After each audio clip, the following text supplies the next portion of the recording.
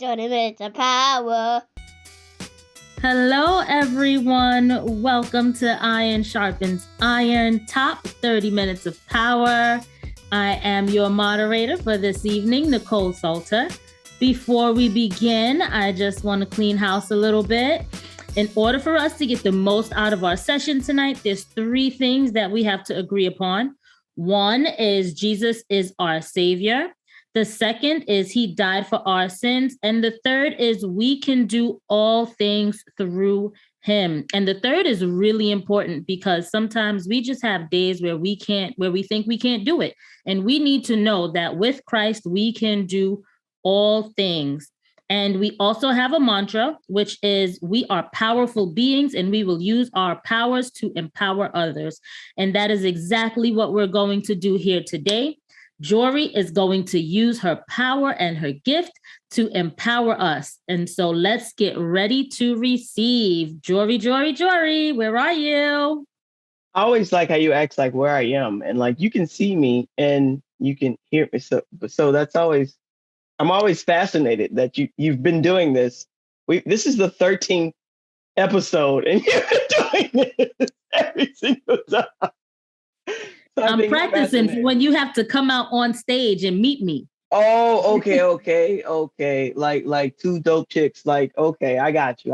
Yes. Welcome everyone. I'm Jory O'Neill. Hey, what's up? How you doing? And tonight we're going to be discussing who are you following? And before we do that, kind of want to get a feel for people's understanding or concept of a couple of different words. So when you think of the word community, what comes to mind? So what does it mean to you to have community? Anyone can answer. Community feels like people who make you happy on the inside, people who support you, people who don't judge you, people who make you feel like you belong to some extent. Not that you need to belong, but like your homemade family. For me, community is exactly what Poverty has said. It's family.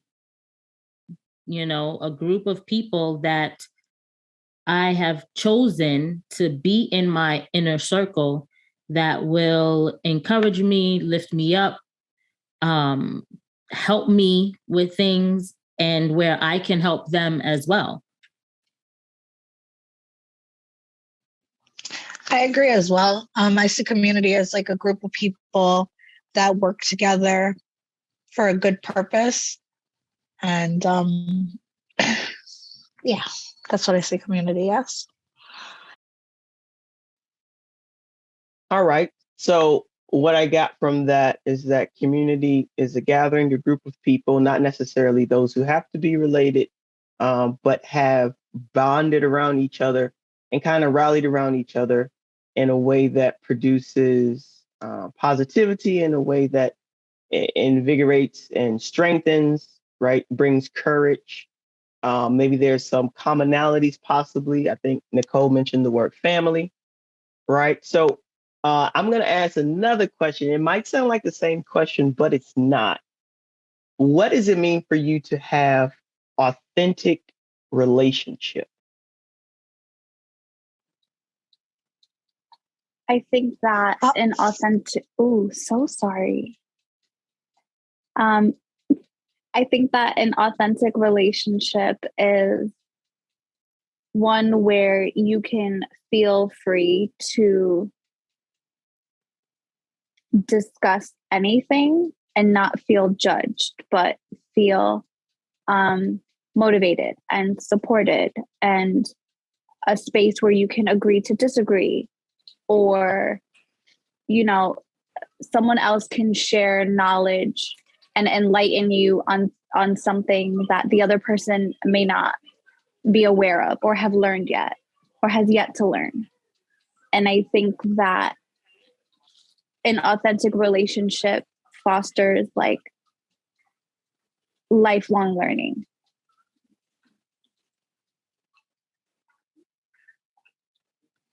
I agree as well. I also feel that it's like with the authentic relationship, you have like kind of like a freedom to be your authentic self with that person. And I agree with everything that was just said.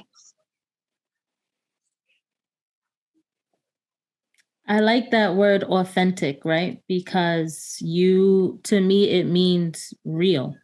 You don't have to put on a facade. You don't have to put on a face, a hat. You don't have to dress a certain way. You come as you are and you express yourself to the best of your ability. In addition to that, if we have an authentic relationship, I am looking out for you, for your best interest, and you're looking out for my best interest. There's nothing selfish in it. Both of us are helping each other. I like that. So I heard a lot of similar things just shared. When I think of an authentic relationship, when I think of community, the word tribe comes to mind. And so I looked up the word tribe, and the definition is a social division in a traditional society consisting of families or communities linked by social, economic, religious, or blood ties with a common culture and dialect, typically having a recognized leader. Okay, so that's when I think of authentic relationship, when I think of community, I think of a tribe, right? And so the topic for tonight is who are you following? Because at the end of this definition, it says typically having a recognized leader.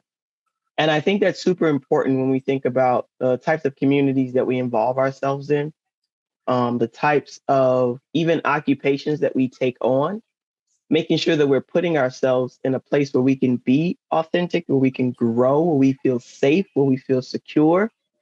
Even within our families, at times, there might be some turmoil, there might be some disagreement, some arguments. But at the end of the day, we have to make sure that if we're not in a community of like-minded individuals, right, that we find those communities, that we find those tribes. Poverty, you wanted to share something? Yes. So I'm a bit of a nerd and I looked up the definition of the word authentic, and it says of undisputed origin and genuine. And that makes me think that of an undisputed origin makes me think of like when you meet someone and you're like, wow, I feel like I've known you forever. And I feel that those are the people that you can build authentic relationships with. And the reason that I feel that way is because I feel like that feeling that you get when you meet those type of people is like your like a green light from God almost. And it's familiar for a reason. And I feel those are the people that you build your tribe with, and those are the people that you build your community with. And those are the people that you know, like deep down inside of you, that will Nicole said it, that will like ride for you, that has your best interest at heart. There you go. That's what she said. And you have their best interest at heart. You understand that there will be like times of disagreement. You understand that there are times where you're going to spend apart, but when you come back together, it's as though you never left. And I think that's really important, especially in our day and age. I like everything that you've just shared. I enjoy it very much. And it actually segues very nicely to when I think of how do we find these tribes, right? How do we find these communities? How do we find these places where we can be authentic? How do we find these genuine relationships? Where do we go to find these people who are going to have our backs, our ride or dies? And so I have a couple of practicals because you know me and my practicals. If you listen to this at all ever, you know I love practicals and they usually come in three. So the first one, uh, the way that you find your tribe, right? Who are you following? Usually in nomadic era, the tribe all traveled together. They all stayed together. They all lived together. They flourished together. They fought together and they failed together. And they doesn't mean that they were all alike. It didn't mean that they were all the same, but they did things and they did them with like minds and they did them with like hearts, right? So first step, I would say in order to find your tribe, right, to find out who is the best to follow. Maybe it's not even a person. Maybe it's just an ideology. It's the best to follow. It's about finding commonalities between the people that God has placed in your life, and individuals that maybe you've had a relationship for a while, right? Or even folks you don't even know. And that's what that's the part about God that I love so much. This the mystery of it. Because yeah, poverty. There have been people that I've met for the first time, and I'm like, I don't know why I feel so like connected to you so quickly. And this is my interpretation. It's because God put them there, right? God put a person who I was like-minded and like-hearted with in order for us to start growing this relationship, in order for us to start growing this tribe. So the first step, gotta have steps in figuring out what tribe you should be in, or what's the vibe in your tribe, if you want to get buzzwords thrown out there, is to figure out what you want most in the world. Right. And so for early nomads, the thing that they wanted most in the world was safety, shelter, security. Right. And so for us today, maybe we have those things already. Living in the first world, living in America, a lot of our privileges, which they are, we take for granted very often. So it might be a little difficult for us to figure out like what we want most in the world. What is it that you want most in the world? And right now, I'd like for you to just brainstorm a couple of things that you want most in the world. It could be super superficial, like $1 million, a Mercedes, right? Or it could be something a little deeper, like health. I would like a knee that worked. Right? Like, it could be maybe a spouse. Maybe it could be a better spouse, right? Like, there's so many things that because this is the thing that I want most in the world, right? But in all seriousness, there is something that is on each and every one of our hearts that pulls at us, right? And that's that gift, that desire, that talent, that thing that we're like, I have something and I want to share it, but I don't know how to share it. And I don't even really know what I'm sharing, right? Like, what is that thing that you want most in this world? Maybe it's figuring out how to utilize that gift. Maybe it's figuring out what that gift is, right? Maybe you know what your gift is.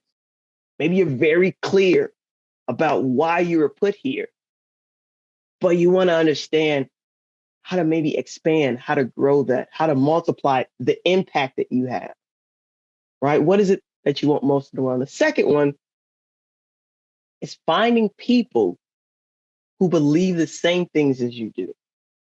Now, I'm not talking about people who go to the same church. I'm not talking about people who look the same. Maybe they come from the same culture. Maybe they speak the same language. I'm talking about people who have like minds and like hearts. And where do you find those people? Right? Where are they? And so that's the third step. The third step is putting yourself in uncomfortable situations. So step one is figuring out what you want most in the world. Step two is finding people who believe the same things as you do. And the third step is allowing yourself to be put in those uncomfortable situations. Right? Because if you're able to surround yourself with folks who are going to embrace everything about you, embrace your ambition, and fight to make you better. If you're going to be around those types of people, you're going to have to get used to being uncomfortable. You're going to have to be used to being you're authentic, you're genuine, you're real, true self. Because it's only when you're that person that you're going to be able to connect with others in that way. So step one, figuring out what you want most of the world. Step two, finding people who believe the same things as you do, like minds, like hearts. And the third step, being comfortable with uncomfortability. Did I say it better that time around, Nicole? You was able to capture it that time because that's how you was putting it in. Okay, good. I got a thumbs up. I'm good to go.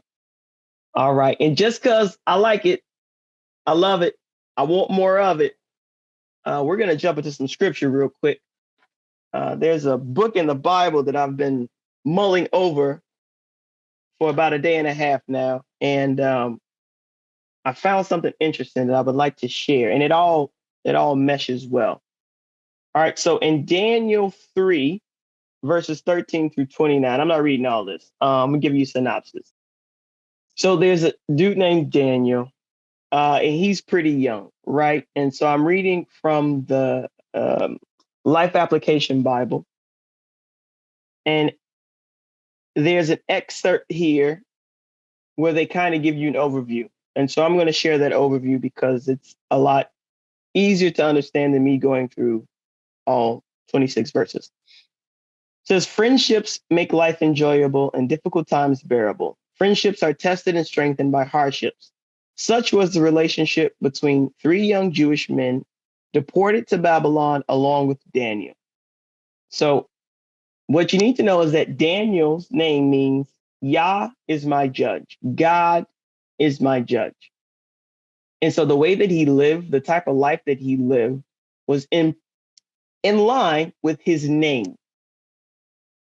So names matter. You'll see this in a little bit. He was also along with Shadrach, Meshach, and Bendigo. Maybe you've heard these names before.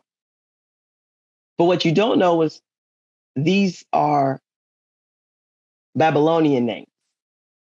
These are not the names that they were given when they were deported.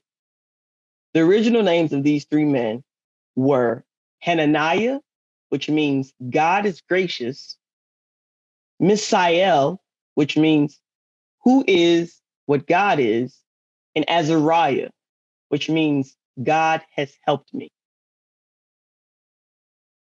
I'm going to say that again. Daniel, whose name meant God is my judge, went along with Hananiah, God is gracious, Mishael, who is what God is, and Azariah, God has helped me. If you don't know the story of Meshach, Shadrach, and Bendigo, these three guys, along with Daniel, decided to trust God and to not bow down to King Nebuchadnezzar and his decree to worship him. King Nebuchadnezzar made this ginormous statue, wanted everybody to fall down and worship him multiple times a day. These four men said, no, we're not doing it. The king said, cool, I'm going to kill you. So he put them in a furnace, turned it up super high. One of the men who threw them in the furnace died just from the heat of the flames. So he threw these guys in there. He threw in Hananiah, Mishael, and Azariah, whose names basically mean God is gracious, who is what God is, and God has helped me. With names like that, what do you think happened to these dudes? You think they were burned alive?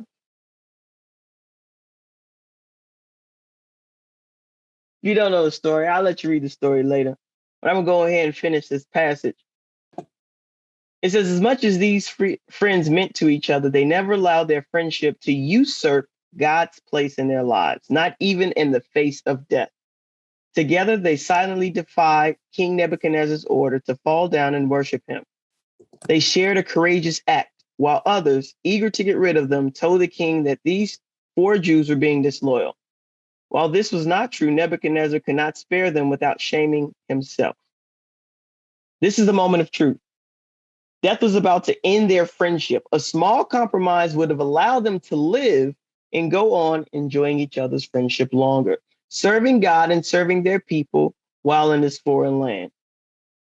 But they were wise enough to see that compromise would have poisoned the very conviction that bound them so closely. Each had a higher allegiance to God. Who are you following? So they did not hesitate to place their lives in the hand of God. The rest was victory.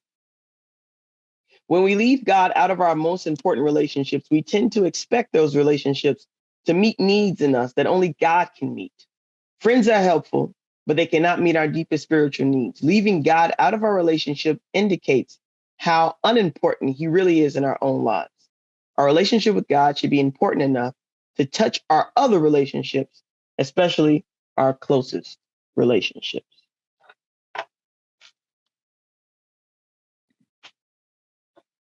Who's in your tribe?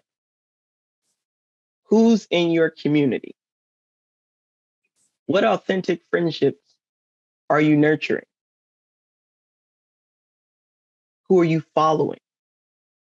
These are all questions that I asked. And after this is done, I would love for you to spend some time thinking about those questions. And if your answer was like mine was, then I encourage you to hit up the email that you should have received with this recording. Reach out, join other humans who are like-minded, like-hearted. Find a space where you can grow and be your authentic self, whoever that is. I want to share a couple of quotes from Laura Otting. She says, there are folks who don't know who you are or what you're capable of. They want to keep you safe. These might describe some people in your community right now. They don't know who you are. You don't feel safe around them enough to show them. They don't know what you're capable of. And so they stifle you. And in their mind, this is how they keep you safe. Then there's another group of folks, maybe who are afraid of you succeeding, because acknowledging your success means that they failed in some way. These folks don't have an abundance mindset. They have a limiting mindset. And their desire is to limit you as well. They don't think they can do something, so they're not going to support your success in doing it either. Sometimes they don't even acknowledge that y'all in the same boat. And then maybe there might be a third group of people. These people are just plain scared. Like, they're scared of your success. They're scared of their success. They just like, I don't know what I don't know. So I'm going to stick over here with the safety. Because I know failure. Failure is safe. Failure is comfortable. Mundane is comfortable. Ordinary is comfortable. But I would love for us to take a lesson from Hananiah, Azariah, and Mishael, and not allow others to dictate who we are. See, when they were deported to Babylon, Nebuchadnezzar renamed them. Have you been renamed? Are you hiding from the person that God has called you to be?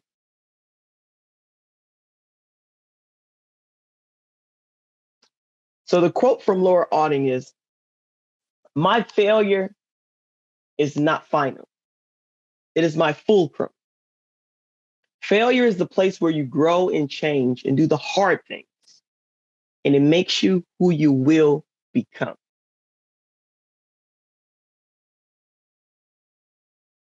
I implore you, if you are in a community that does not allow you to be your authentic self, that does not allow you to be genuine, that does not support you and push you to be greater than you currently are, 3 steps. Figure out what you want most. Find other people of like minds and like hearts. And be comfortable being uncomfortable. Because in order to get success, you have to meet failure. And in failure, that is where we do the hard things that create the people that we are to become. So with that said, this is 30 Minutes of Power. I'm Jory O'Neill. Let's go out there and let's do the hard thing. Peace. 30 minutes of power.